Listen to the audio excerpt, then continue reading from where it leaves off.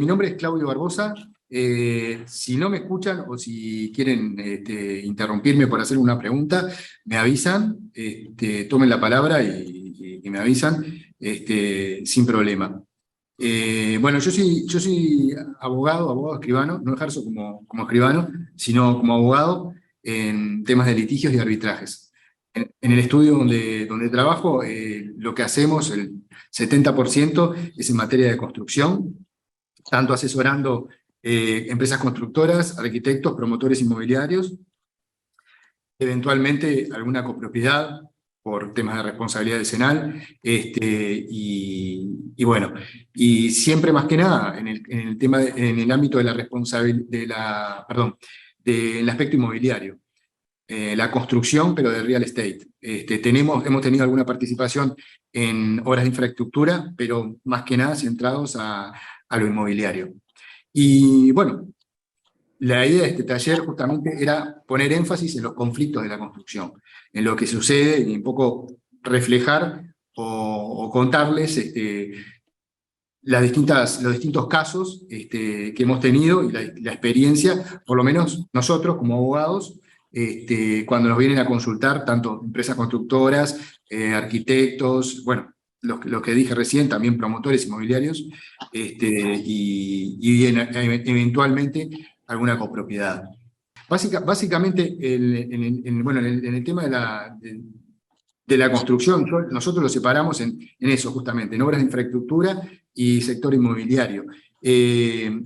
Básicamente los conflictos se producen, ustedes me imagino que todos saben, porque acá por lo que tengo entendido ponen mucho énfasis en la dirección de obra y en esa parte justamente donde está gran parte de los problemas, por lo menos los que nosotros vemos, porque hay que decir la verdad, problemas de proyectos son los menos. Generalmente los problemas los podemos dividir a grandes rasgos en dos. Uno, los problemas que se dan durante la ejecución de la obra, y otro, los problemas que se dan luego de entregada la obra, que es lo que todos conocen como responsabilidad decenal. También hay problemas que por ahí que ahora tengo un caso, que después se los voy a comentar, que es un caso de responsabilidad por daños al vecino de la obra. Eso se puede dar durante la ejecución de la obra o después de la ejecución de la obra, depende de cuando nos plantee la demanda de responsabilidad. Y bueno, entonces, pero lo podemos dividir en dos grandes partes, sin contar el vecino lindero, los problemas que pueden ser tanto de medianera como otros daños, es durante la ejecución de la obra y de responsabilidad decenal. Como todos saben, básicamente lo que quiere el comitente es hacer la obra en el menor tiempo posible, al menor precio, con la mejor calidad. Eso es lo que quiere el promotor o el promotor inmobiliario comitente. El contratista también, menor tiempo, trabajar a menor tiempo, a menor costo y aumentando sus utilidades, ¿no? La empresa constructora. Bueno, y es más o menos en torno a estos tres conceptos, plazo, costo, calidad, que giran la mayor parte de las controversias en la industria de la construcción. ¿De acuerdo? Y quizás los grandes desafíos para evitar todos estos problemas son, primero que nada, la gestión de los riesgos. Segundo, que es muy importante, el manejo de las comunicaciones, durante la ejecución de la obra es muy importante. No solo, caso extremo, que nadie quiere llegar, es cuando se paraliza una obra. No solo para lo que ocurre durante la obra, en esa primera etapa que nosotros dijimos hoy, que son los conflictos durante la ejecución de la obra, sino también para después de la ejecución de la obra. ¿Por qué? Porque un arquitecto ahora se usa mucho, por ejemplo, se usa mucho más que antes, por lo menos es lo que nosotros vemos, el libro de obra. Vaya a saber no sé si es por la presión de los técnicos prevencionistas o porque lo han enseñado o han recalcado más en las facultades de arquitectura, pero lo cierto es que hace años ese uso del libro de obra no era tan prolijo como es ahora. Bueno, ahí se guardan las comunicaciones, estos son comunicaciones que son importantes para luego, si hay algún problema de responsabilidad decenal. También otro tipo de comunicaciones. Las comunicaciones también pueden ser mal usadas, pueden ser temas de conflictos. Hay casos en que empresas constructoras empiezan a tironearle al director de obra con lo que llamamos órdenes de cambio, que pueden ser reparaciones disfrazadas de órdenes de cambio, que en realidad no son, que luego, llegado el conflicto, dicen que son adicionales, pero en realidad son reparaciones que la empresa constructora debió asumir como suyas. Y bueno, y ese manejo de las comunicaciones es muy importante que el director de obra también esté muy atento cuando suceden. También es muy importante que las empresas constructoras lo manejen correctamente, y que bueno, que incide no solamente durante la ejecución de la obra, sino también después, si en un caso de responsabilidad decenal. Y bueno, también un tercer punto que es importante para el tema de los conflictos es la correcta elección de los sistemas de resolución de controversias. A lo que vamos esto es que muchas veces en los contratos no se pacta nada de este tema, y bueno, y después hay que ir a la justicia ordinaria. Y tenemos distintos métodos de solución de controversia, no solamente ir a la justicia ordinaria, ir a juicio, como quien dice, sino también el arbitraje, que es lo que, bueno, es lo que se viene usando. Hay distintos tipos de arbitraje, ahora lo vamos a ver, y también, pero eso ya se usa más en obras que implican altos costos, que son obras de infraestructura, los denominados dispute boards, que son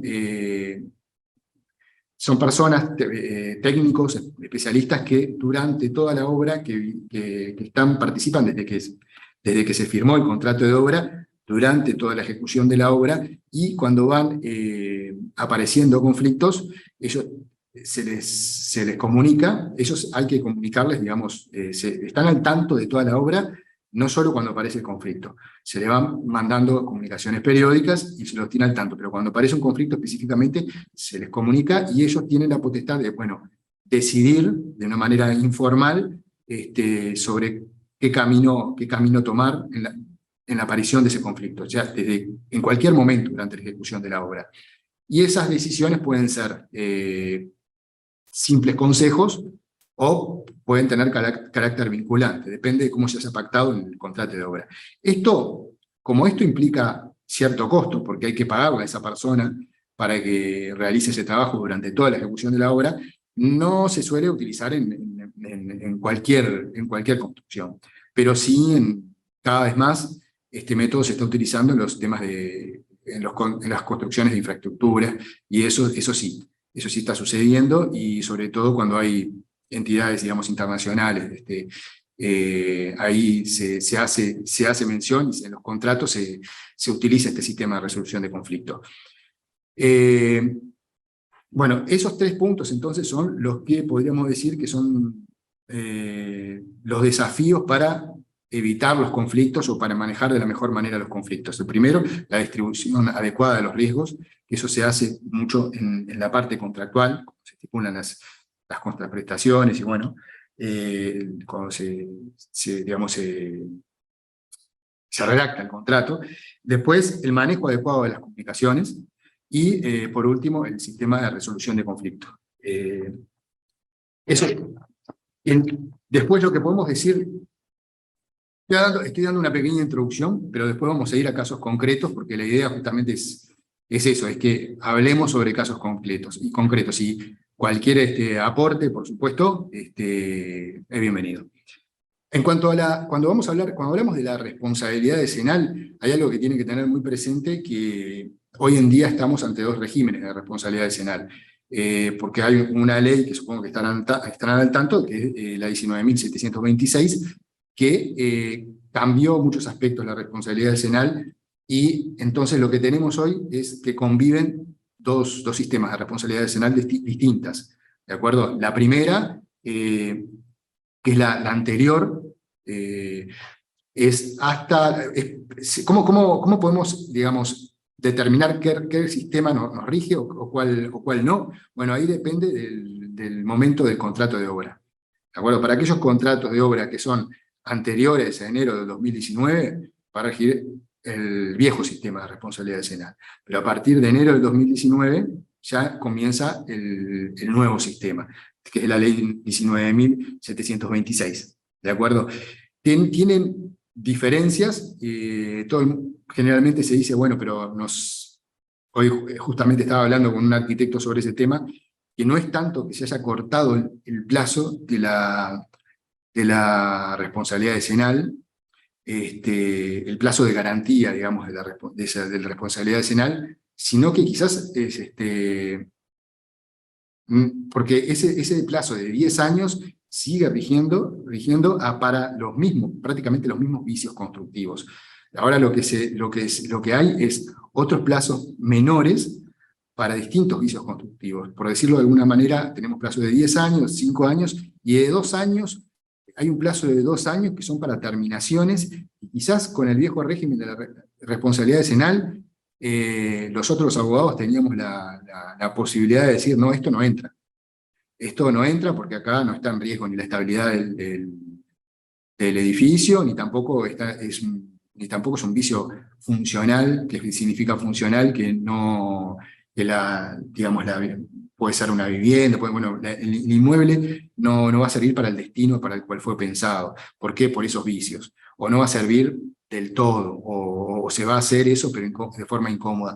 Entonces, cuando nos venían con algún reclamo sobre terminaciones, lo que llamamos las microfisuras, ese tipo de cosas, ahí poníamos eso para defenderlo, ¿no?, a nuestro cliente, y le decíamos que, bueno, que no, eso no entraba. Ahora entra, no es que se hayan acortado los plazos, sino que esto de 2 años, que si bien es muy breve, antes lo podíamos echar para afuera, ahora no tanto.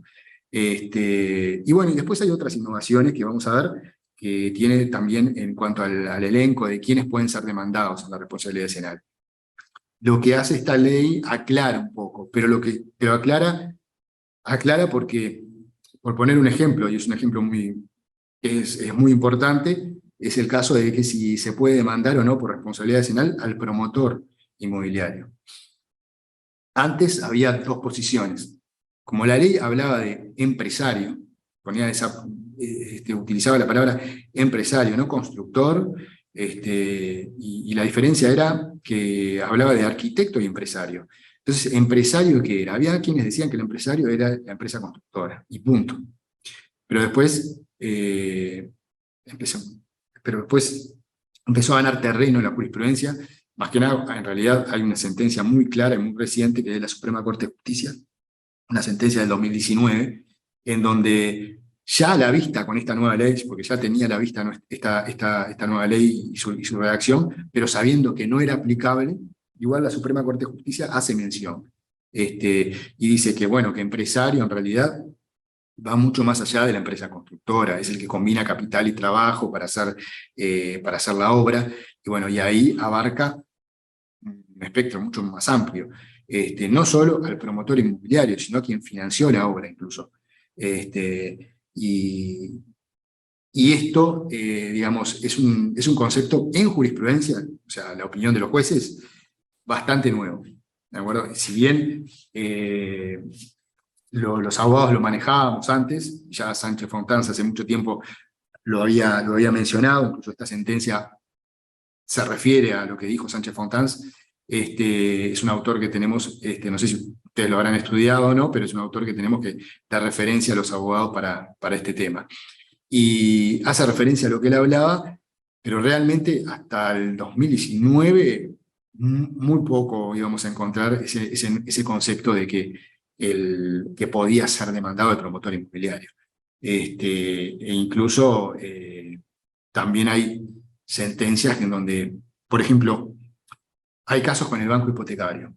¿De acuerdo? El típico ejemplo del banco hipotecario. El banco hipotecario decía, no, yo acá no tengo nada que ver, yo no soy constructor, no soy... Y entonces, sin embargo, por ejemplo, a nosotros nos ha tocado tratar de traerlo al banco hipotecario, lo traemos porque defendíamos a otra de las partes. Y una de las estrategias es traer a alguien para que la responsabilidad sea compartida. Y ahí vamos a ver luego que si la responsabilidad puede ser de forma solidaria o proporcional. Hay tendencia a considerar que es proporcional. ¿Qué significa esto? El arquitecto responde como director de obra por un 30%, la empresa constructora por un 70%, en este caso, para este tal problema. La responsabilidad solidaria es que todos responden por todo. Bueno, en este caso, una de las estrategias es traer al banco hipotecario, más allá de que el banco hipotecario es una entidad que muchas veces tiene una vigilancia tan importante sobre la obra, a veces sí, otras veces no, pero a veces tiene una vigilancia tan importante sobre la obra que nosotros hasta decimos que es prácticamente un director de obra, ¿de acuerdo? Porque es una vigilancia de arquitectos especializados en esto, entonces no es un comitente cualquiera, no es un promotor cualquiera. Y bueno, y ahí habían dos bibliotecas, como decimos nosotros. Estaban los que decían, no, el banco hipotecario no tiene nada que ver, y estaban los que decían, sí, el banco hipotecario tiene la posibilidad de ser demandado por responsabilidad decenal. Tiene mucha, entra no solo como promotor inmobiliario, sino por un agente, como un agente calificado, que cuenta con sus arquitectos, en fin. Bueno, esa discusión se venía dando de dos bibliotecas, y creo yo que hoy, con esta sentencia de la Suprema Corte de Justicia, que es muy clara y muy tajante al respecto, y con la ley, porque ahora la nueva ley sí habla de constructor y empresario, con lo cual, al hablarme de los dos, ya no son lo mismo, evidentemente. Habla constructor, empresario, arquitecto, ingeniero, aunque los ingenieros ya se supone que ya estaban incluidos, digamos, no es que no era que antes no estaban incluidos, si es un tema de efecto de cálculo, es un tema de efecto de cálculo para las estructuras, bueno, el ingeniero calculista se entendía que era responsable, entraba dentro de esa responsabilidad decenal. La ley es clara, esta ley le da una nueva redacción al artículo 1844 del Código Civil y dice expresamente, o sea, menciona expresamente al arquitecto, al ingeniero, al constructor y al empresario. Bueno, y yo creo que con esta nueva redacción, esta nueva postura, ya no cabe duda que al promotor inmobiliario le tiene que importar mucho más su responsabilidad decenal, su eventual responsabilidad decenal. Bueno, entramos un poco en el tema de la responsabilidad decenal.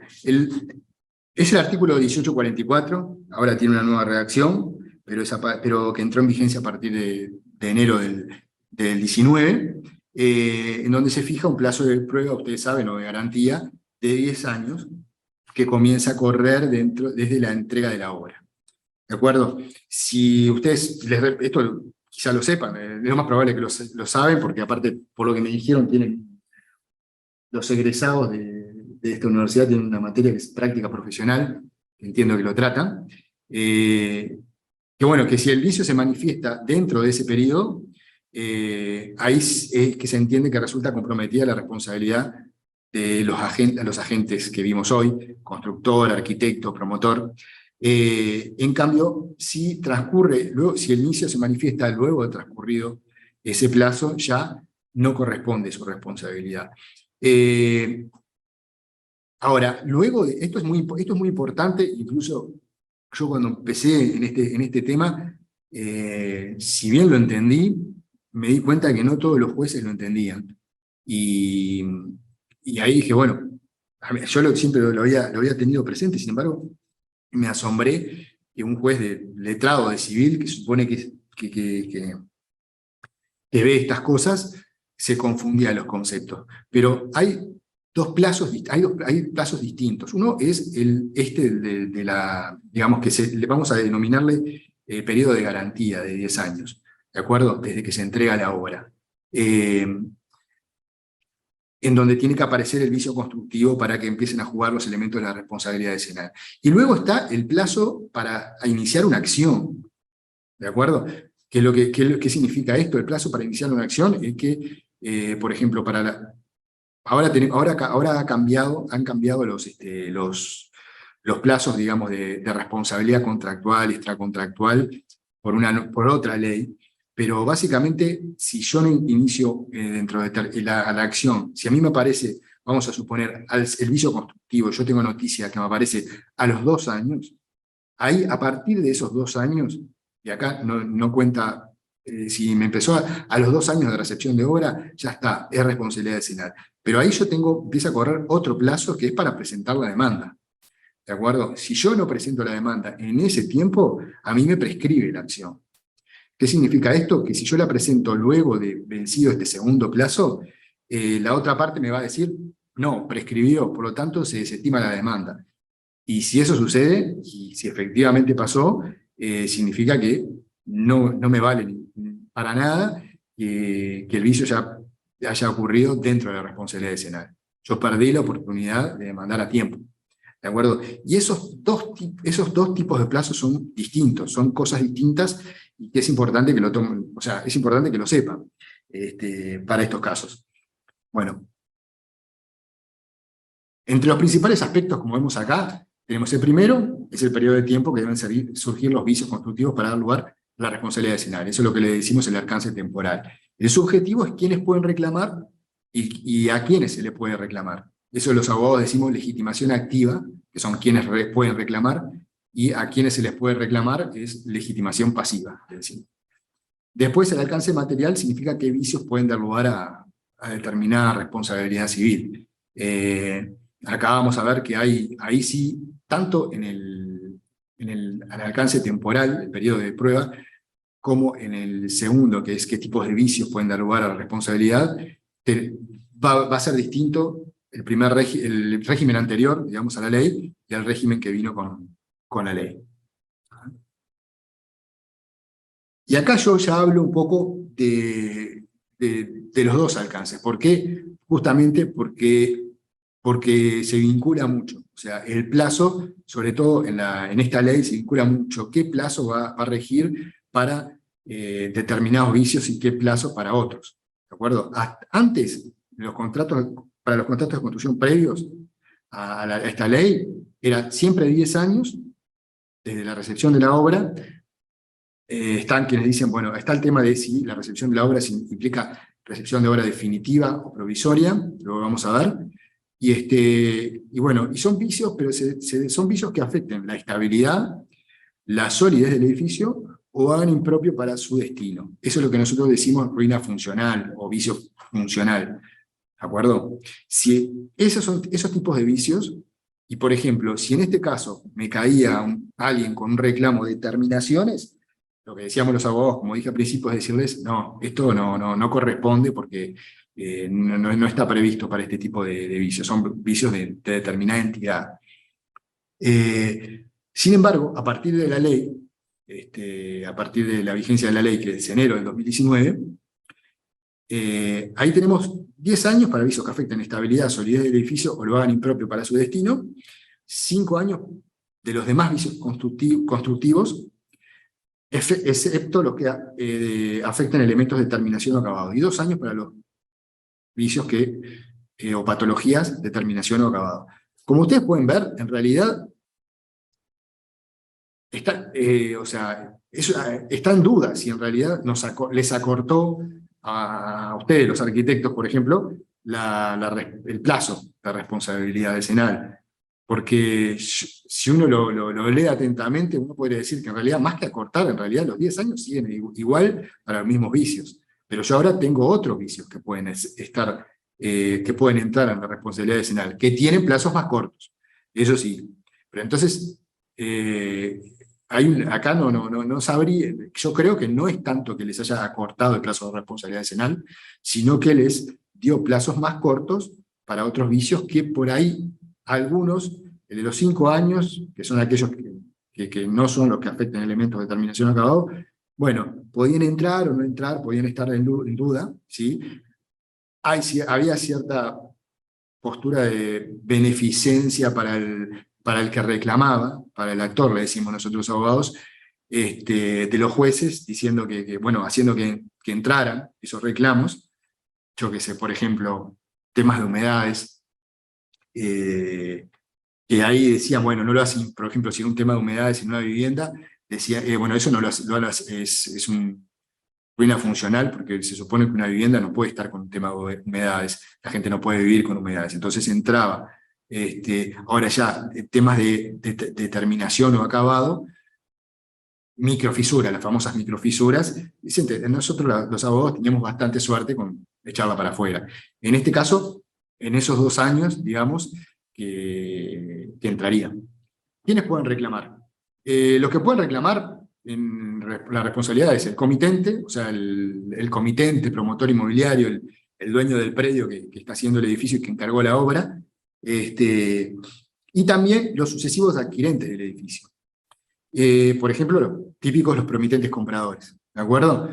En la redacción anterior del artículo 1844, la ley no era, el artículo no era tan claro de esto. Incluso había una posición doctrinaria que decía no, los promitentes compradores no, porque en realidad acá estamos hablando de los que fueron parte de ese contrato de construcción, y los promitentes compradores no fueron parte de ese contrato de construcción.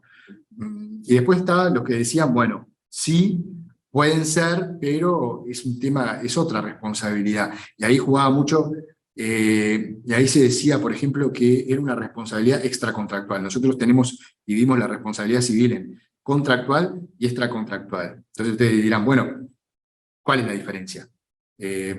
Porque si puedo demandar y reclamar y pedir responsabilidad, ya está, me alcanza. Sin embargo, había algo que tenía, que por ejemplo a mí me sirvió, pero me sirvió para argumentar, pero el juez no me dio la razón porque los jueces, en ese caso, yo creo que tenía la razón la doctrina, que decía que en el caso de los promitentes compradores era responsabilidad extracontractual.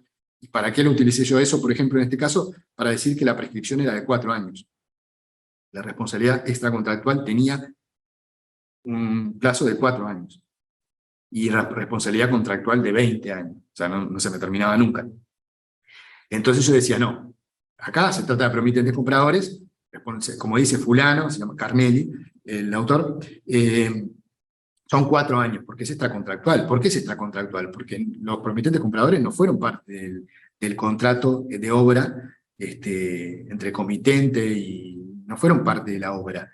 Entonces, tiene que ser una responsabilidad extracontractual. Sin embargo, bueno, doctrina y jurisprudencia lo trataban de interpretar de tal forma de que entrara en la contractual y decir que era responsabilidad contractual en parte justamente para que no quedaran tan limitados en esos 4 años.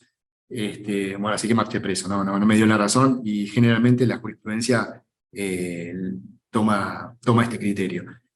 La redacción actual cambió, ya expresamente dice que los sucesivos adquirentes del edificio pueden demandar, o sea, admite eso en forma expresa, ya no es necesario tanto construcciones o interpretaciones doctrinarias o de los jueces, ¿no? Así que hoy en día podríamos decir que no hay ninguna duda. Por un lado, no había dudas antes, pero hoy hay menos dudas. Y acá sí, ¿a quiénes se puede reclamar? Que es lo que nosotros decimos legitimación pasiva. Tenemos al arquitecto autor de proyecto, al arquitecto director de obra, al empresario. Y ahí el empresario, un poco lo que habíamos mencionado hoy, de que como empresario podemos hablar de empresa constructora, promotor inmobiliario, financiador del proyecto. Y el ingeniero por el tema de los cálculos estructurales. ¿Qué es lo que pasa? ¿Qué es lo que pasó en este caso? Bueno, acá vamos un poquito más al alcance de la responsabilidad según cada uno de los implicados. ¿De acuerdo? El arquitecto. El arquitecto, como vimos, puede ser responsabilizado tanto como proyectista como director de obra. El caso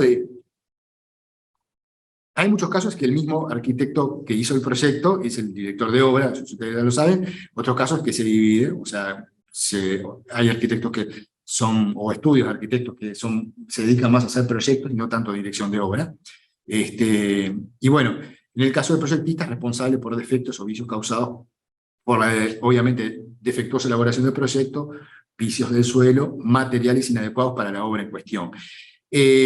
Algo que nosotros generalmente lo tenemos muy en cuenta para defender a un arquitecto proyectista es el caso por ejemplo, tener toda la prueba y eso le importa mucho a los jueces, tener toda la prueba y ofrecerles toda la prueba a los jueces de que, bueno, de que acá se hizo un estudio de suelos por una empresa X que se dedica a hacer estudio de suelos, previo al proyecto. Después en el proyecto participaron ingeniero calculista, fulano de tal, ahí nosotros tratamos de darle todo el color que se puede, con determinada experiencia, en fin, especialistas justamente en esto.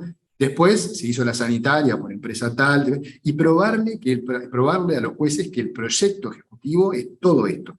Es una suma mancomunada de profesionales expertos en distintas áreas, y obviamente de esa forma los jueces primero van a ver que sí, o sea, diligencia de vida, van a decir, bueno, sí, acá evidentemente hubo estudio de suelos, esto, lo otro, o sea, es importante la visualización del juez. Después lo otro, van a ver que hubieron más personas implicadas en todo esto. O sea, no es que, porque algo que por ahí algún juez descuidado entiende, bueno, el arquitecto es el que hace todo. En realidad no es el que hace todo. Si bien tiene la responsabilidad, porque se les unifica un poco todo, pero también trabaja con determinados profesionales especialistas en cada área. El proyecto es un proyecto que tiene todo, o sea, de eléctrica, sanitaria, albañilería, obviamente, eso sí lo hace más el arquitecto proyectista, pero en fin, y sigue siendo responsable. Pero cuando nosotros le mostramos al juez todo lo que se hizo, por distintos profesionales, todos los distintos profesionales que participaron, perdón, ahí eso es una muy buena defensa, por lo menos una muy buena táctica para defenderse en el caso de un ataque al proyecto por responsabilidad del arquitecto proyectista. Bueno, después el director de obra. El director de obra es responsable por defectos o vicios causados por orden de instrucciones incorrectas o por no verificar las directrices impartidas. A ver, a grandes rasgos, en los casos de defensa del director de obra, yo lo que me guío mucho es la postura de la Sociedad de Arquitectos del Uruguay, donde dice que el deber del arquitecto es vigilar que la obra se ejecute de acuerdo al proyecto. Eso no implica que el director de obra tenga la vigilancia continua y total de la obra, de la empresa constructora, cómo está haciendo cada detalle. A mí me basta con ver que la obra estuvo de acuerdo al proyecto. ¿Qué significa eso? Que se hizo de acuerdo a los planos y a la memoria, a grandes rasgos. ¿De acuerdo? Entonces, ¿qué significa? Y bueno, y que el director de obra impartió determinadas directivas para eso. ¿De acuerdo? Pero es muy importante dejar claro de que el arquitecto no tiene por qué estar todos los días 8, 9, 10 horas por día durante la obra viendo lo que hace la empresa constructora y sus obreros. El director de obra no le corresponde eso, ¿de acuerdo? Le corresponde una tarea de vigilancia. Hay sentencias en que este autor que había mencionado hoy, Sánchez Fontans, y coincide con la postura de la Sociedad de Arquitectos de Uruguay, y hay sentencias que lo traen a colación. A nosotros por lo menos la experiencia que tenemos es que este concepto se nos ha aceptado, ¿de acuerdo? Y entonces eso nos sirve un poco para defender al director de obra. Independientemente que el arquitecto esté afiliado o no, porque otra vez una arquitecta por un tema de honorarios me habló sobre, bueno, pero no puede pedir honorarios porque basado en el arancel de la Sociedad de Arquitectos del Uruguay, porque no está afiliado. Bueno, ya de paso les digo, en realidad sí se puede pedir honorarios basados en ese arancel, porque no es porque lo diga la Sociedad de Arquitectos del Uruguay, sino porque es un uso común en este ámbito. Entonces, y es aceptado. Lo mismo que esta postura sirve para defender a un arquitecto que esté asociado a la sociedad, a la SAU o no. Eso no cambia. También está el ingeniero responde por los defectos o vicios derivados de los errores de cálculo, y el constructor el constructor, bueno, la ejecución de la obra, por los visos derivados de la ejecución de la obra, tanto si se apartó de las reglas de buen arte de construir o por haber empleado materiales defectuosos. En este caso es en algunos casos, el tema de los materiales a veces no es solo del constructor, ahí es más discutible, pero básicamente es por los vicios que provengan de la defectuosa ejecución de la obra. ¿Qué es lo que pasa muchas veces? Nosotros cuando tenemos que defender una empresa constructora, por un tema de cómo es la responsabilidad, que no es solidaria, sino como habíamos dicho en un principio, es proporcional, realmente nos conviene traer al director de obra. ¿Por qué? Porque es una forma de compartir la responsabilidad que deriva en compartir dinero. O sea, compartir el dinero que voy a pagar en caso de que me condenen. ¿Ah? Así que, evidentemente, los abogados de una empresa constructora nos ha pasado que hemos defendido a ambos. Ahora después vamos a verlo. Hemos defendido a ambos y, bueno, pero muchas veces están en contraposición estos dos demandados, que son director de obra y empresa constructora. ¿Por qué? Porque a la constructora le conviene y al director de obra también le conviene traer a la empresa constructora. ¿De acuerdo? Y hay muchas veces que en los casos de duda, el juez va a hacer la de Salomón y va a hacer más o menos al tuntún, algo le va a adjudicar al director de obra. Eso es lo que hay que tratar de evitar cuando nosotros tratamos de evitar cuando defendemos al director de obra y tratamos de que pase cuando defendemos a la empresa constructora. Bueno, y acá vemos el alcance de la responsabilidad del empresario. ¿De acuerdo? Un poco lo que habíamos visto, pero ya más traído a ejemplo de sentencia. Hay una sentencia bueno, que del 92, por ejemplo, que dice que tiene que ser el constructor. Hay otra sentencia que dice que, bueno, la del 2019 que yo había mencionado hoy, que justamente se estima que la calidad del empresario, en el marco del artículo 1844, surge de la acción de combinar capital y trabajo para construir o edificar cierta obra. El concepto de empresario es así más amplio que el de arquitecto, constructor o ingeniero. ¿De acuerdo? Y este es un poco el concepto que hoy en día tenemos. ¿Ya? Y por supuesto que no hay mucho menos duda, en realidad no hay duda, ya está. Incluso si bien esta ley específicamente dice constructor y empresario, o sea, son dos cosas distintas, ya se entendía antes y más se entiende ahora. Lo que mencionamos hoy, que son dos plazos distintos, son dos conceptos totalmente distintos. Por un lado está el plazo de la garantía de la responsabilidad decenal. Ya vimos con la nueva ley 10 años, 5, 2. Y después, por otro lado, está el tema del plazo para hacer la demanda, para presentar la demanda, y no incluso más, para presentarla y que se notifique, porque se interrumpe la prescripción cuando se le notifica la demanda al demandado, o sea, cuando le llega la demanda, no cuando se presenta. Bueno, los contratos de obra anteriores, enero del 2019, 20 años. ¿Por qué? Justamente, comitente, cuando es parte del contrato de obra, bueno, es una responsabilidad contractual. Y lo que estaba en discusión de que los promitentes compradores, bueno, esa postura que yo intenté en su momento, no me la llevaron y generalmente los jueces no la llevan, entonces dicen que es responsabilidad contractual y también 20 años. Ahora, esto sí cambió y esto sí es muy importante. El plazo actual de prescripción de la acción es de 4 años.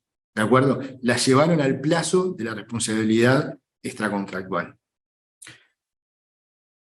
¿Ah? Eso para los contratos de obra a partir de enero del 2019. ¿De acuerdo? Ahí son 4 años. Y ahí sí les cambia bastante. Y como habíamos dicho, estos plazos se cuentan desde que se detectó el vicio, el cual debe ser dentro del plazo de garantía de la responsabilidad decenal. ¿Bien? ¿Entendieron esto de la prescripción? Esto me interesa saberlo, a ver si lo entendieron, porque ya les digo, un juez que me pasó que no, más allá de ser un juez letrado, que no lo entendió. Bueno, y acá la solidaridad o proporcionalidad de la responsabilidad. Responsabilidad insolio o solidaria, o responsabilidad proporcional. Y bueno, acá lo que le decíamos, tanto la doctrina jurisprudencia mayoritaria, es una responsabilidad proporcional. Aunque los abogados siempre pedimos condena insolio, eso es así, porque le conviene más al que demanda, ¿no? Pero, y esto que parece una tontería, en realidad juega mucho para el tipo de defensa que vamos a hacer mañana los abogados nosotros. Justamente, si defendemos a uno, nos conviene traer, si vamos a defender una empresa, a la empresa constructora, nos conviene traer al director de obra. Si vamos a defender al director de obra, conviene traer a la empresa constructora. Cuanto más gente traigamos, más se reparte la torta. Y si estamos defendiendo al que va a ser condenado, obviamente queremos que hayan más personas. Algunos casos de conflicto que se nos ha presentado, por ejemplo, supongo que ustedes lo habrán visto, casos de problemas con un tema de minería, problemas también con temas no solamente dentro de la responsabilidad vecinal, sino, como vimos al principio, cuando se le hace un daño al vecino, ¿no? Un daño en la medianera, cuando se está justamente en la parte de los cimientos, se está demoliendo, están haciendo los cimientos, ahí puede pasar más que en otras veces, pero, o por lo menos esa es la experiencia que tenemos, pero si no, durante la obra, durante la elevación del edificio, también puede suceder. Y acá esto es muy importante en cuanto a, por ejemplo, la responsabilidad del director de obra, ¿de acuerdo? Y a ver, porque generalmente a nosotros lo que nos ha pasado, en un caso específicamente, en donde se demandó a la empresa constructora, se demandó el vecino, digamos, que sufrió el daño, demandó a la empresa constructora, demandó al promotor inmobiliario, demandó al director de la empresa constructora también, y al arquitecto proyectista y director de obra. Tanto alegando mala actuación como proyectista, como también como director de obra. ¿De acuerdo? Y bueno, y finalmente la sentencia condenó a la empresa constructora, y vamos a ver luego que las razones por las cuales no condenó al director de obra, al director de la empresa constructora tampoco, y tampoco al propietario. Ahí el concepto que se manejó es el de la guarda, porque es un tipo de responsabilidad, lo vamos a ver ahora más adelante cuando profundicemos el tema de la responsabilidad civil.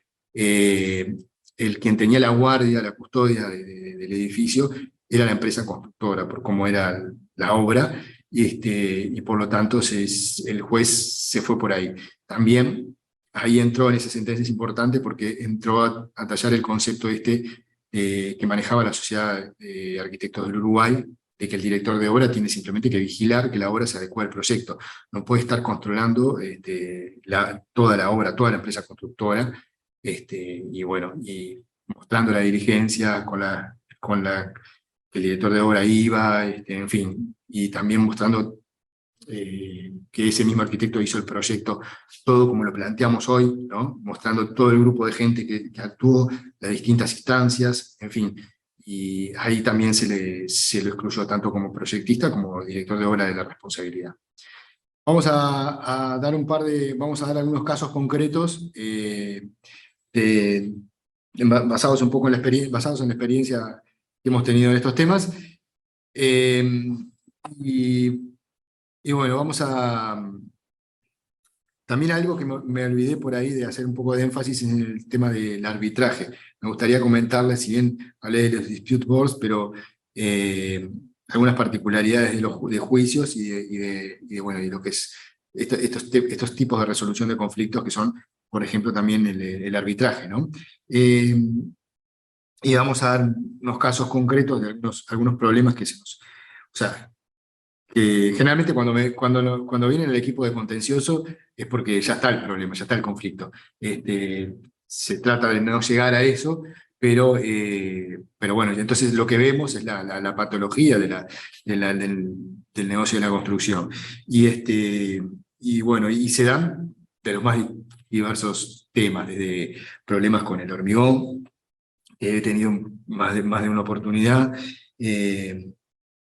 problema bueno, con losas que descienden, problemas con, bueno, problemas justamente estructurales, problemas de todo tipo, pero bueno, vamos a enfocarnos en primero lo que les quiero, o sea, les voy a dar un pantallazo no voy a hablar de los dispute boards, que ya hablé, pero cómo se resuelven los conflictos a nivel judicial y a nivel arbitral. A nivel judicial, bueno, básicamente ustedes, capaz que ya es lo más conocido, este tipo de demandas son se le dicen demandas civiles, donde generalmente, hay distintas formas de preparar este juicio, de hacer este juicio, un juicio, por ejemplo, de responsabilidad vecinal, o por ejemplo también de responsabilidad, pero durante la ejecución de la obra, que puede ser conflictos entre comitente, constructora, director de obra, constructora, comitente, en fin. Muchas veces se hace una diligencia preparatoria. ¿Para qué? Para prueba. En los casos de responsabilidad vecinal se utiliza, por ejemplo, previo al juicio, perdón, se pide que se designe un perito que vaya a ver, que ese perito evalúe cuáles son los vicios constructivos, evalúe las causas, diga, informe de los vicios constructivos que hay, informe sobre las causas, a quién corresponde esa causa. No se le trata de decir no responsabilidad, porque el que determina la responsabilidad no es el perito, no debe hacerlo nunca el perito, sino el juez. ¿De acuerdo? El que debe hablar de responsabilidad es el juez, no el perito. Entonces lo digo porque ustedes también pueden ser peritos judiciales, bueno, y es algo que importa. Después, y también se le dice que evalúe el costo que va a tener la reparación de ese vicio constructivo. Eso es básicamente lo que se le pide al perito. Se le puede pedir antes del juicio, de iniciar el juicio, es una diligencia preparatoria o preliminar, y obtenido eso, obviamente se hace con noticia de la contraparte, porque va a ir el perito a la obra, al edificio, bueno, ya construido, en caso de responsabilidad vecinal, van a ir las partes también, no tiene que ser algo secreto, y bueno, luego presenta su informe, y luego hay una audiencia en donde se le interroga al perito del informe. Después de ahí, como eso es una etapa preliminar, se presentan la demanda. Y ahí no tienen que hacer lo que nosotros decimos una audiencia de conciliación, que es un requisito previo. Se presenta la demanda, la otra parte contesta la demanda, y bueno, si hay una audiencia preliminar, que es lo que determina el desarrollo del juicio, y después continúa el juicio. En lo que voy a hacer un paréntesis en cuanto a la actuación del perito. ¿Por qué? Porque el perito muchas veces pueden ser ustedes. La Suprema Corte de Justicia tiene un listado de peritos.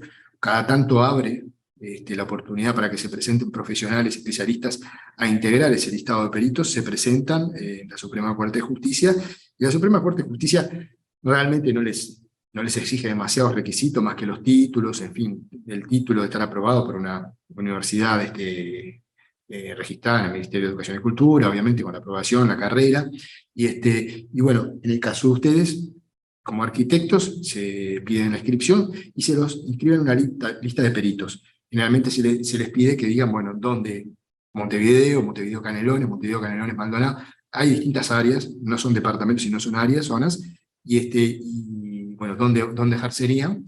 Y también se les pide, por ejemplo, y ustedes como arquitectos pueden decir, bueno, soy arquitecto, pero bueno, me especializo en patologías, hay distintas variables, o arquitecto, porque si no más,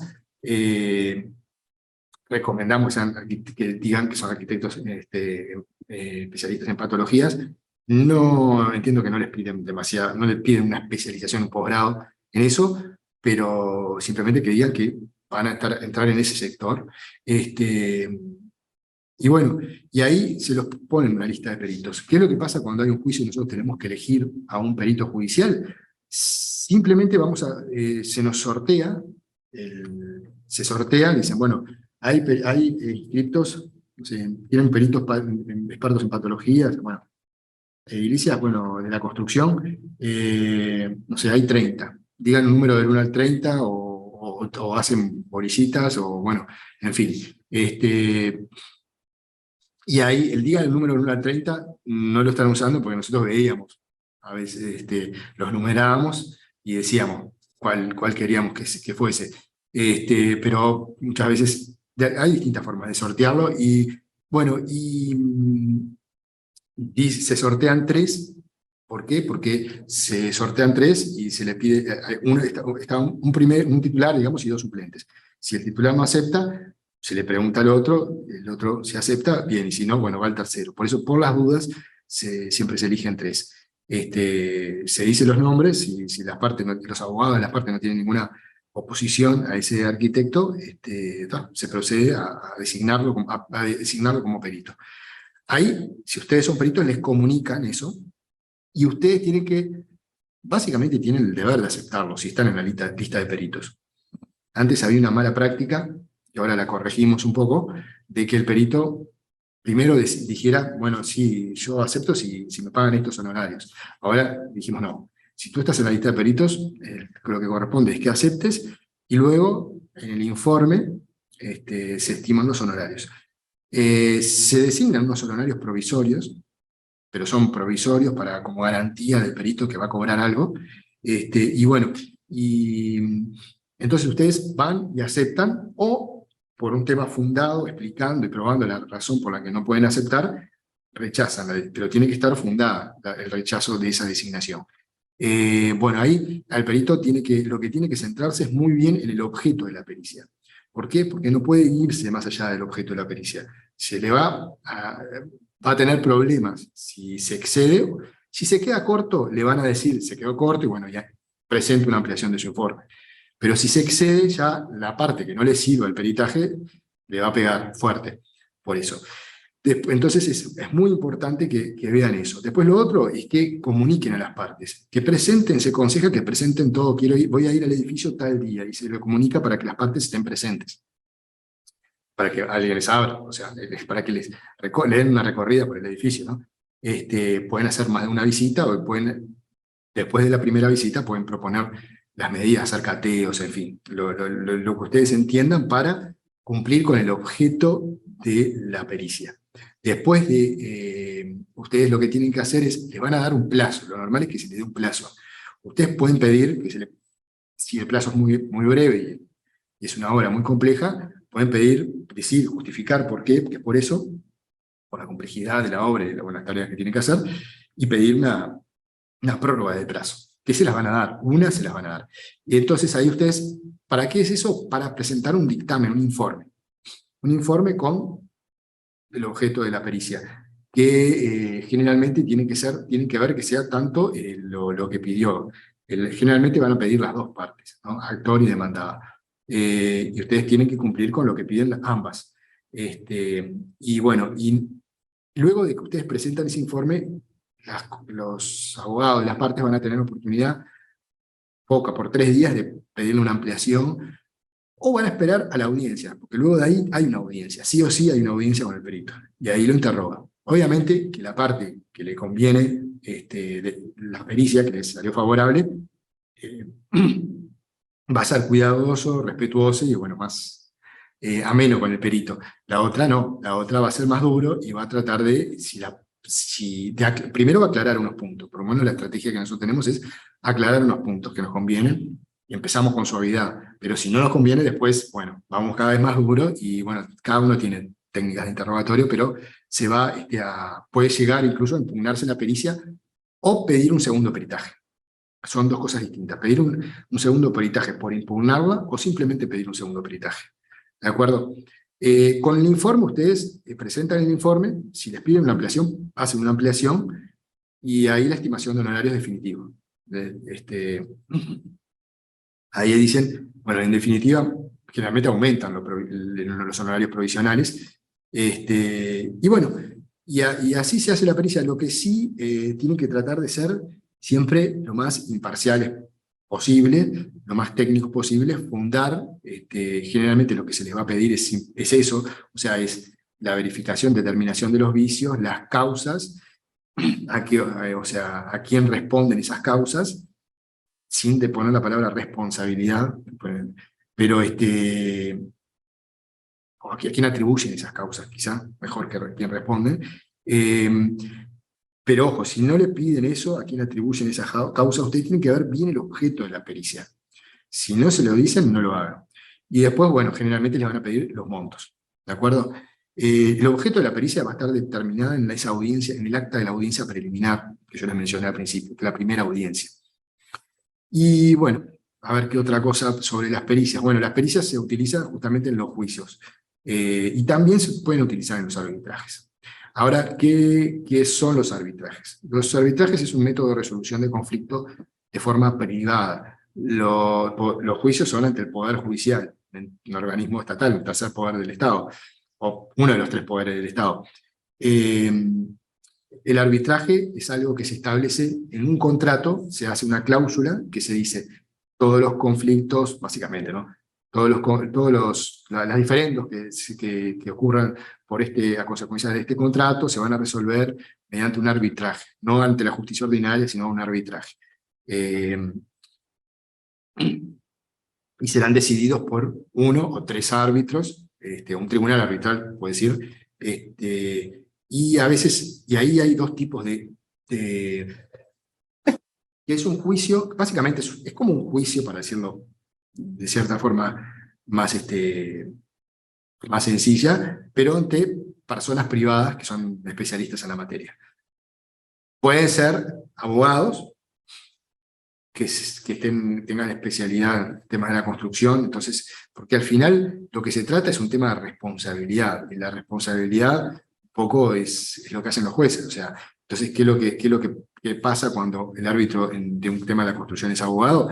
Y va a necesitar de peritos, tanto peritos de parte, que son especialistas que son pagos por la parte, o un sorteo de una lista de peritos en determinado lugar, o se le pide por ejemplo, bueno, la Facultad de Arquitectura, es un tema de hormigón, bueno, está la Facultad de Ingeniería de UDELAR, el departamento sobre esto, que es especialista, que bueno, generalmente estos problemas se acuden a ese departamento, o las partes se ponen de acuerdo y designan un perito, y bueno, básicamente hay dos tipos de arbitrajes. Está el arbitraje ad hoc, que se llama, y el arbitraje institucional. El arbitraje ad hoc es donde el arbitraje más o menos lo deciden, el formato del arbitraje lo deciden las partes, ¿de acuerdo? Y los árbitros también, que son designados por las partes. El arbitraje institucional es cuando ese arbitraje se hace conforme a un reglamento de una institución arbitral. Por ejemplo, nosotros tenemos el Centro de Resolución el Centro de Conciliación y Arbitraje de la Cámara de Comercio del Uruguay, de Comercio y Servicios del Uruguay. Ese es el más conocido, el más antiguo, digamos, que está afiliado a la Cámara de Comercio Internacional. Y bueno, y también ahora hay una sede nueva de arbitraje, la Liga de Defensa Comercial hizo su centro, la Asociación de Escribanos tiene también su centro de arbitraje. Y bueno, esas son instituciones que tienen un reglamento, y si las partes pactan, se resuelve según el reglamento de esa institución, se tiene que ir al reglamento de esa institución. Y ese reglamento va a decir, bueno, cuántos árbitros, cómo se designan a los árbitros, cómo se presenta la demanda, en fin, va todo el orden de ese arbitraje. O sea que tenemos arbitraje ad hoc, arbitraje institucional. Y bueno, y ahí también participan peritos, obviamente, y lo que pasa es que, a diferencia del juicio, no termina con una sentencia, sino lo que le decimos es que es un laudo. Y ese laudo, obviamente, si se siguieron determinadas formalidades, se hace un compromiso arbitral, que ahí se determina, es como la audiencia preliminar del juicio, pero es un compromiso arbitral que establece todo lo que cómo se va a probar las cosas, si hay una pericia, cuál es su objeto, en fin, hay algunas diferencias, pero básicamente se finaliza con un laudo, que es una sentencia, pero de los árbitros. ¿De acuerdo? Ese laudo, si se cumplieron con todas las formalidades que dice la ley, ese laudo es obligatorio, igual que una sentencia, y se ejecuta como una sentencia. ¿Verdad? Bueno, eso es un poco unas nociones de peritaje y arbitraje. ¿Alguna duda sobre esto? Los arbitrajes cada vez vienen avanzando, cada vez se hacen más arbitrajes. en materia de la construcción y en todo ámbito, ¿no? En temas de contratos de distribución, contratos comerciales, en fin. Se pactan en los contratos la cláusula de arbitraje.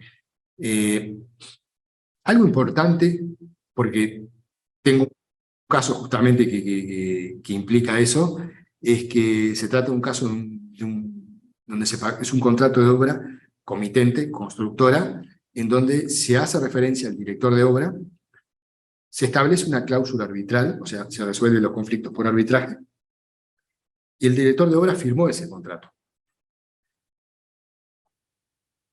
¿Por qué es importante? Porque en este caso es posible traer al arbitraje al director de obra. Si bien no formaría parte del contrato, porque no comparece, no aparece en la comparecencia, sin embargo, se hace referencia al director de obra y lo firma. Entonces se puede interpretar de que convalidó o aceptó la cláusula arbitral. Y el director de obra, por hacer eso, puede entrar en un arbitraje.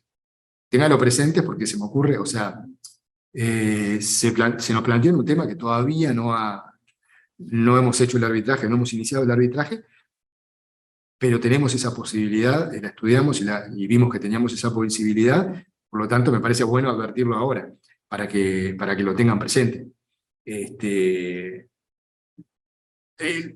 Algo interesante es que ese contrato básicamente lo redactó el arquitecto, además, pero bueno, pero es bueno tener presente eso, ¿no?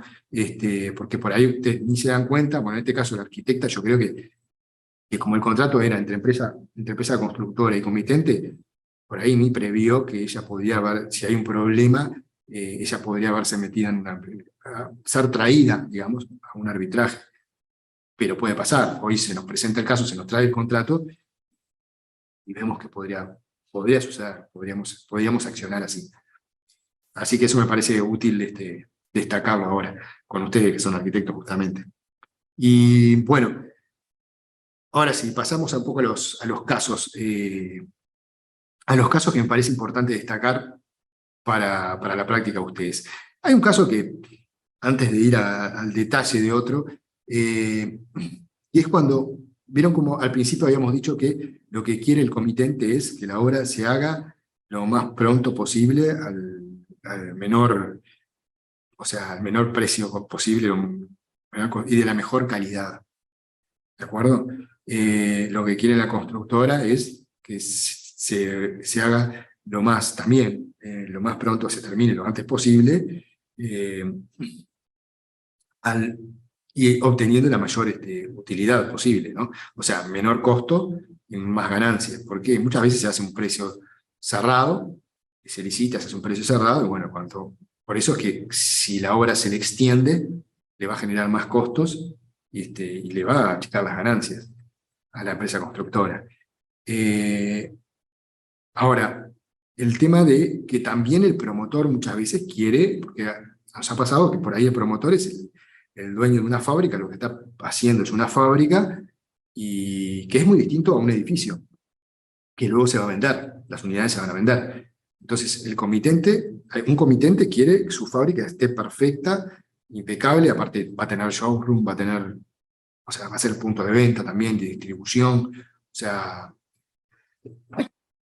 entonces quiere que esté impecable, porque le importa la calidad. Ahora, en el otro caso, por ahí, obviamente, le tiene que importar la calidad, pero por ahí muchas veces pasa que le importa más las ganancias que la calidad, en el caso del edificio. Y muchas veces pasa, y nos ha planteado que el promotor es amigo socio de la constructora. Los dos están muy interesados, es un edificio, y los dos están muy interesados en las ganancias. Están muy interesados en que sea en corto tiempo y a menor costo y mayor ganancia. Y está en el medio, ¿quién? El director de obra. Por ahí, el comitente le tendría que importar la calidad, pero a veces no le importa tanto, le importan más las ganancias. Y ahí el problema muchas veces lo tiene el director de obra, es el que está en el medio, que se supone que defiende los intereses del comitente. Y viene el constructor y le utiliza materiales por ahí no en la cantidad que debería, no le da la cantidad de hierro que debería, no controla algunas cosas, y bueno, y ahí el director de obra tiene que ponerse firme. ¿Por qué? Porque, bueno, entre otras cosas, por la responsabilidad del Eh, aparte está defendiendo los intereses del comitente, pero cuando en este caso, como vimos, arranca ya amigos socios, comitente, hay socios propiamente dicho, más allá de que se pueda pagar, muchas veces se pagan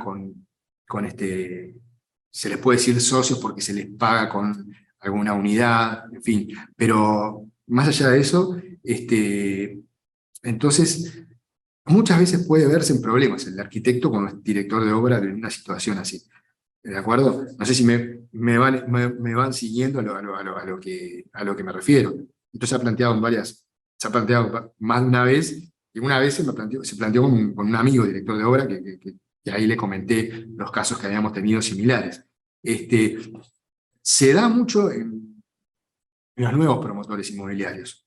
Hay muchos nuevos promotores inmobiliarios que por ahí no los que tienen una gran experiencia en promociones, no sé, Waze, bueno, en fin, Nestor Strip, o sea, esos arquitectos que son arquitectos, pero también más que nada han sido promotores inmobiliarios de mucho tiempo, saben manejar esas cosas, pero en los nuevos promotores inmobiliarios pueden aparecer estas confusiones, por lo menos lo vemos nosotros. Bueno,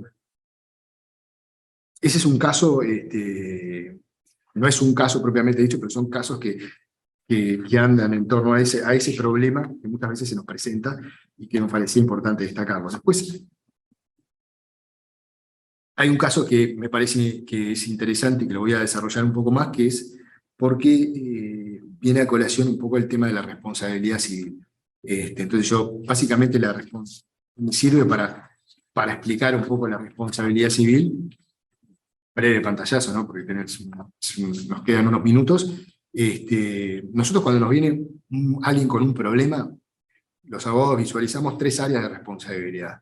La responsabilidad administrativa, que puede ser, ¿por qué decimos tres áreas de responsabilidad que son la administrativa, la penal y la civil? ¿Qué significa esto? Que alguien viene con un problema, quiere decir que alguien le está ocasionando perjuicios. Entonces, ¿cómo lo vamos a defender? Bueno, lo podemos defender en el ámbito administrativo, en el ámbito penal o en el ámbito civil. ¿De acuerdo? Acá vamos a sacar el ámbito administrativo y penal. Administrativo, estoy hablando intendencia, organismo del Estado, ¿no? Me refiero a eso. Y vamos a sacar el ámbito penal. Perdón. Y nos vamos a enfocar en el ámbito de responsabilidad civil.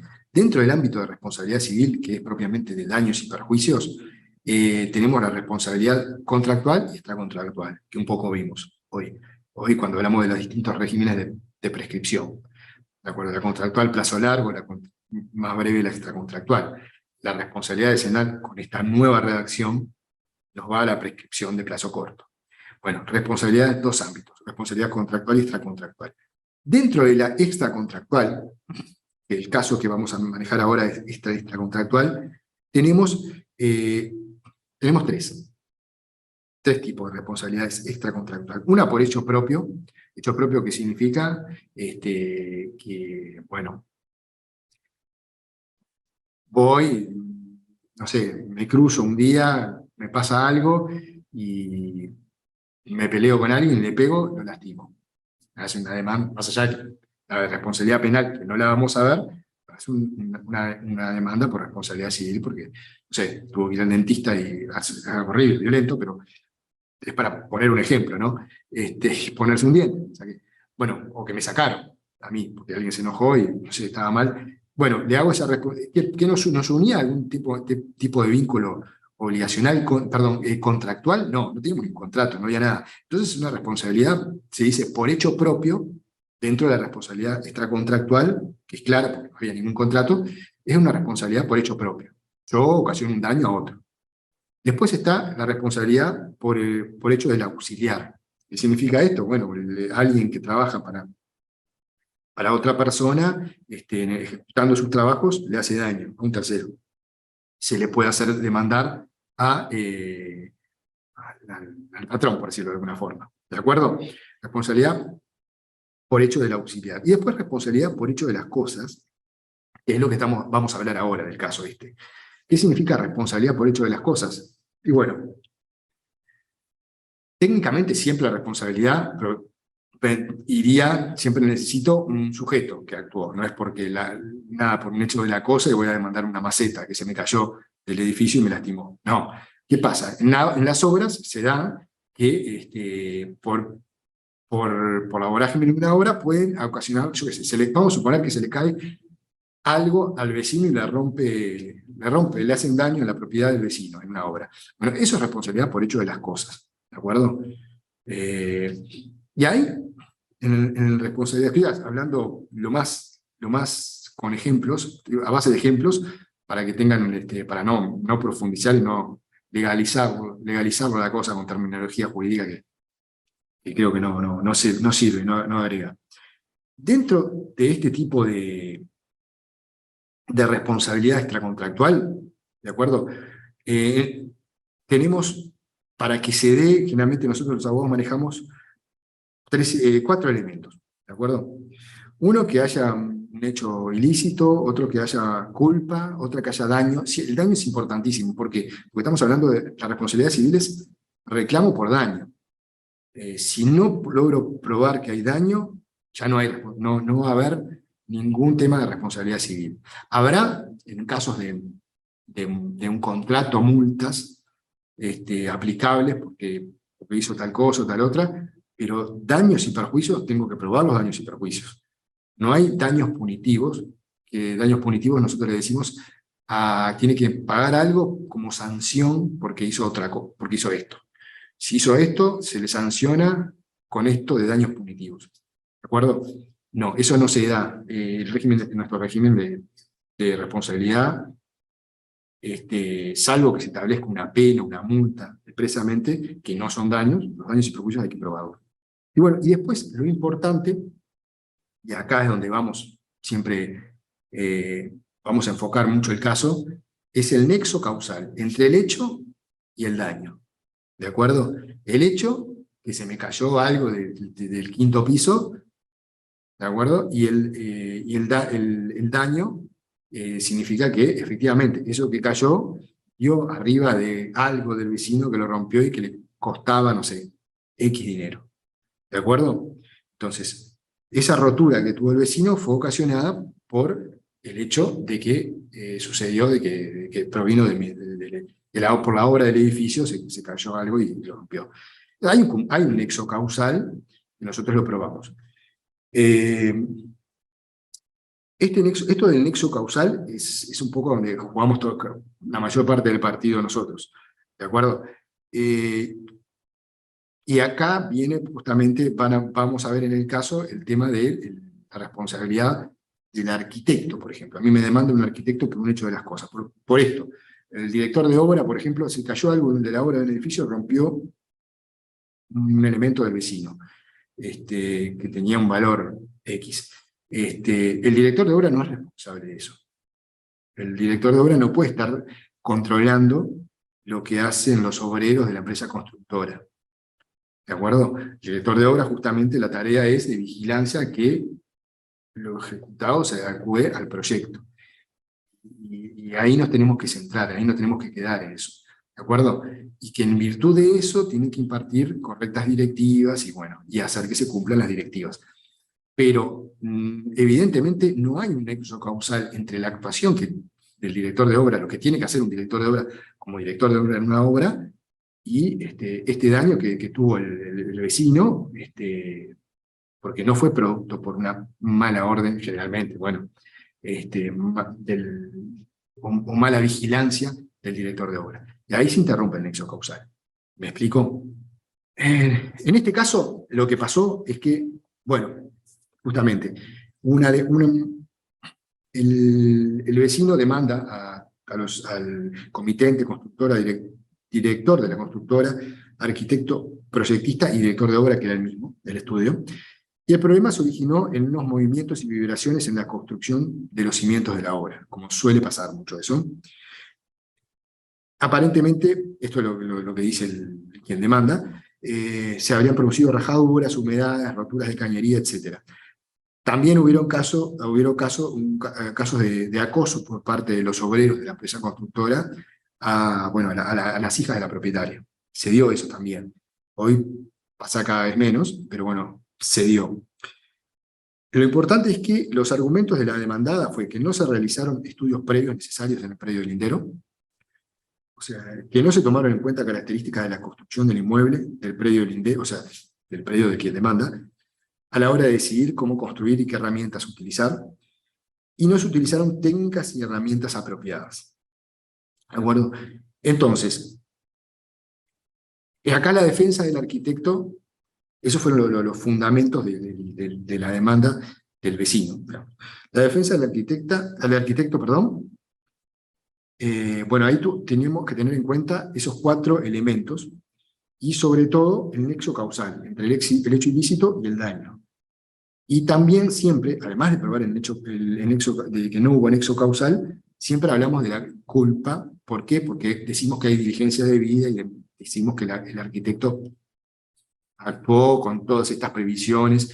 Bueno, y ahí vemos, por ejemplo, se defiende al proyectista mostrando quiénes participaron, lo que se hizo, los estudios de suelo, en este caso. Entonces ahí tenemos la defensa, primero como proyectista, y mostramos todo cómo se hizo, con toda la mayor diligencia, y que evidentemente no hay un problema de falta de estudio, porque se hicieron estudios de suelo, intervinieron ingenieros calculistas, intervinieron diversos profesionales y empresas en la obra, y eso defendiendo el proyecto. Como director de obra, ya ahí tenemos la otra defensa, que es más vinculada al nexo causal, y ahí dijimos, bueno, no corresponde. ¿Por qué? Porque acá hubo un tercero, o sea, la empresa constructora, que fue la que ocasionó ese daño. Primero, que los obreros eran de la empresa constructora, y el director de obra no tiene que estar vigilando el comportamiento de los obreros. ¿De acuerdo? No es parte de sus deberes. Segundo, que en cuanto a la mala ejecución, si se produjo por la mala ejecución, no corresponde al director de obra, porque el director de obra no le corresponde vigilar que se ejecute bien la obra para no dañar a un tercero, al vecino. Y ahí volvemos, de vuelta. Sociedad de Arquitectos, Sánchez Fontans, vigilar que la obra se adecue al proyecto. Punto. Y bueno, y centrándonos en eso, o sea, fue que se utilizó la defensa del arquitecto. La empresa constructora es mucho más difícil, en este caso la defensa, primero porque los obreros, ahí es un tema del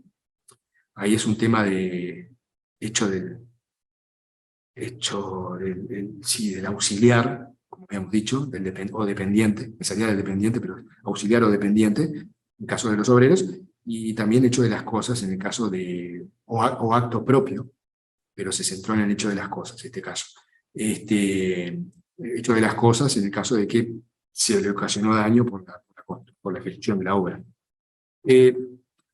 Lo principal, y el juez dijo, bueno, acá, ¿quién tiene la guarda de la cosa? ¿Por qué dijo quién tiene la guarda de la cosa? Porque me están demandando el comitente, y el comitente lo que dijo es, yo no tenía yo le trasladé en el contrato de obra, le dije, o sea, paquete cerrado, constructora, usted hágame la obra, y dígame cuando está pronta, y me la entrega y yo la recibo. Listo. No. Entonces, ahí, en ese sentido, dijo, bueno, en virtud del contrato de construcción que me están mostrando, en virtud de los testigos y también de las pruebas, de las comunicaciones que también ayudaron a eso, acá quien tenía la guarda de esta obra era la empresa constructora X. No era ni el comitente ni el director de obra. Y tampoco corresponde, bueno, no corresponde el director de la sociedad anónima, empresa constructora, tampoco por otros fundamentos, pero básicamente entre ellos llega a la conclusión de que tampoco él no tenía la guarda, sino la sociedad anónima de la empresa constructora, que era la que tenía la guarda de la obra. Por lo tanto, desde ese punto de vista, excluyo a los demás. ¿Qué significa esto? Por ejemplo, cuando muchas veces aparecen los accidentes de tránsito, también sucede lo mismo. ¿Quién tenía la guarda? ¿Quién era el que iba conduciendo? Bueno, capaz que era el auto de la abuela, pero que se lo prestaba desde hace años, se lo dejó, estaba a nombre de la abuela, pero lo usaba el nieto. Siempre lo usó el nieto y nunca, bueno, entonces el responsable, ¿quién es? No, la abuela, el abogado de la abuela dice, no, yo acá no tenía la guarda de la cosa, la tenía mi nieto, que tenía libreta, que estaba, o sea, bueno, que por supuesto se le daba a una persona que tenía libreta. Y por lo tanto se trata de pelear en ese sentido, ¿no? Este, y bueno, básicamente con eso se defendió la empresa constructora. ¿Quién tiene la bola? Perdón, el comitente. Yo no tengo la bola, acá se la trasladé a esta empresa constructora. Por lo tanto, la empresa constructora la tenía muy difícil. Y así fue que pasó, que lo condenaron a la empresa constructora, no condenaron, o sea, eximieron de responsabilidad al comitente y también al director de obra, finalmente. Después, esta fue la sentencia de primera instancia, que está muy bien redactada, me parece a mí, y lo bueno que hace es que habla de este concepto de dirección, de vigilancia, que la dirección, dice textualmente, la dirección de obra no implica una permanente vigilancia de la forma en que los obreros se comportan, ni la manera en que se van realizando en los hechos los trabajos determinados por el proyecto. No permanece de manera constante en la obra, sino que ejerce una dirección técnica, controlando que la ejecución de las tareas no se aparte del diseño previo. Esto me parece que es lo más importante de esa sentencia, que luego fue confirmada en su totalidad por el tribunal, así que ahí se terminó el tema. Bueno, como conclusión en este caso,